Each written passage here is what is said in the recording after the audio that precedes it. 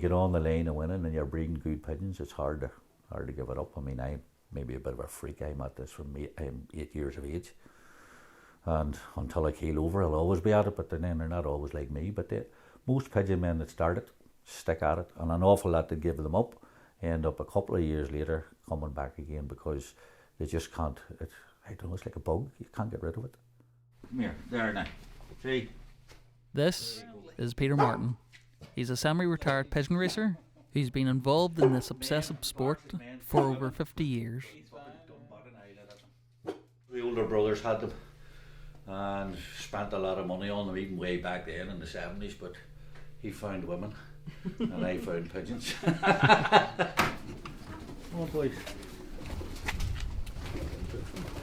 Oh my god! Oh my god! You scared? Oh no, I'm fine. Oh shit! No! He's trying to keep me off away from the eggs. They'll not do anything to you, don't worry. 30 seconds, that hatched out. When they go up, they call it orientation. They'll go up and they'll circle and circle and circle, and they're using different. Some people say it's the magnetic field, some people say it's the sun. There's that many different theories on it.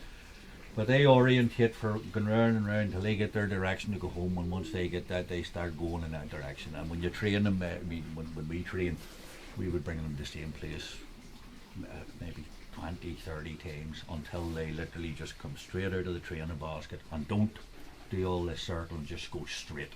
Between what you do in the club, what you do in breeding, what you do in racing, how you train them, how you feed them. There's guys that train 60 mile every day. They win their way, we win our way. The money they're worth and the intelligence they have they're unbelievable. I walk here in the morning and cough, and then all them lofts all laid up. They know because they know your voice. I had cancer a few years ago and was missing a few weeks, and I came out here one morning in the dark. I was thrown up in that sink actually, and once they heard me coughing, the whole place, it brought me to tears because all them that were closed and all the raw flying again the wire because I hadn't seen you, and I wanted to make contact, so things like that. Peter is part of a pigeon racing club known as Colin Glen. Clubs like this one make up the backbone of the pigeon racing organisation, the NIPA. Each member strives to be the best, not only at club level, but countrywide.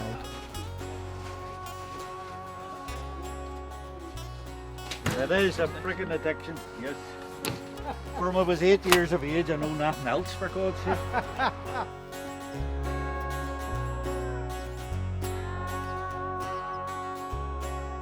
It's competitive, like it's the people who aren't involved in it. You know, just like my wife just says, "Oh, you're away to watch birds fly in the sky again," and like people don't realise how competitive it is. If your pigeon comes home, especially on a fast race, and does one lap around your loft before it traps, it could cost you this. This is the Royal Pigeon Racing, so in the Irish region you can see each member gets one of these. That's your IR number, your membership number, and it's for the likes that going out and vote. You must produce this here. So every individual member, if you have 3 members in your partnership, you get 3 cards, but everybody's names on them, just individual names. Well, not that anybody ever really uses them much. PJ Martin and tab, aye. No, it's still on it. No, well, look, all the rings are allocated, all the dues are paid.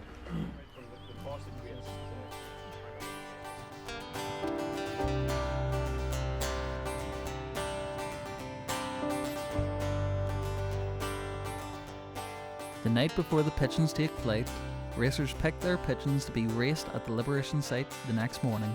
The first race's Liberation site is Kilbegan in Westmeath, and we went there to witness over 13,000 pigeons fly back to their owners in the hopes of prestige and glory.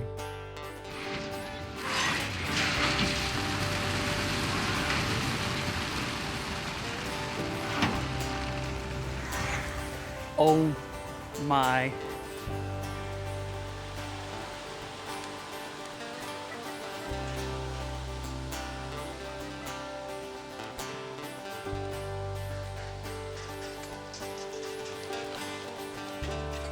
The winning pigeon flew home here to owner Owen Markey out in the Newry countryside. To win today, his pigeons need to achieve the highest velocity out of over 20,000 pigeons released from Roscrea in Tipperary.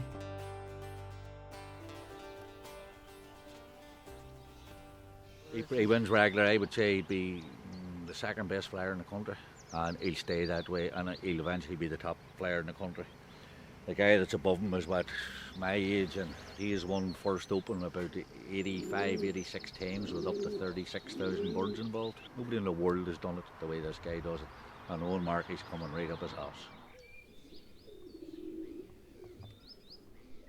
My theory is that champions are born. I mean, it's in their DNA, it's in their genetics.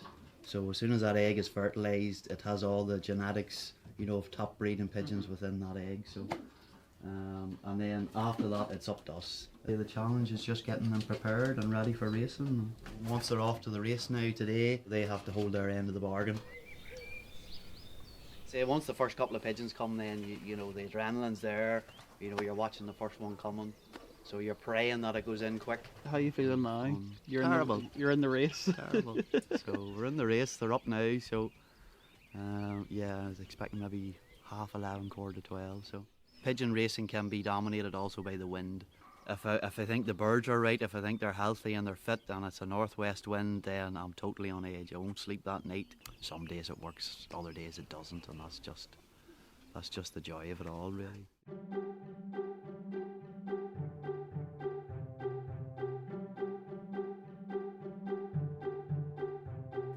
And just like that, he's won back-to-back.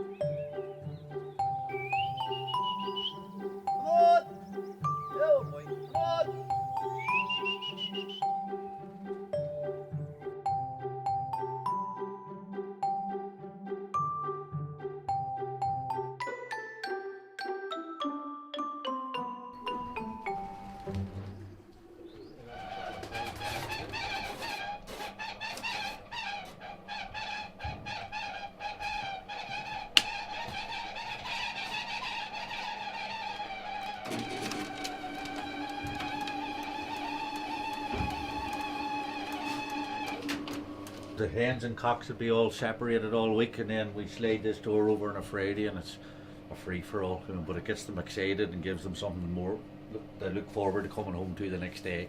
It's just motivation, different types of motivation. And ultraviolet heater, that's what all the athletics are using when they get muscle pain and all the rest of it. That's ultraviolet. That's an ultraviolet light as well. So even that's the same as sunshine on you. That's how far on pigeon racing has come. People think it's flying rats. It's a long, long way from it. For people like Peter and Owen, pigeon racing is much more than what can be possibly imagined. It's about friendship, it's about competition and the drive to win. It's about the beauty of nature, it's about sportsmanship, and it's about community.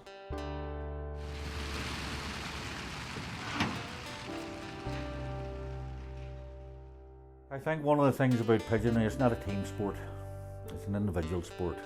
So you pay for getting it right, or you pay for getting it wrong, and you can't point the finger at nobody, only the fella in the mirror.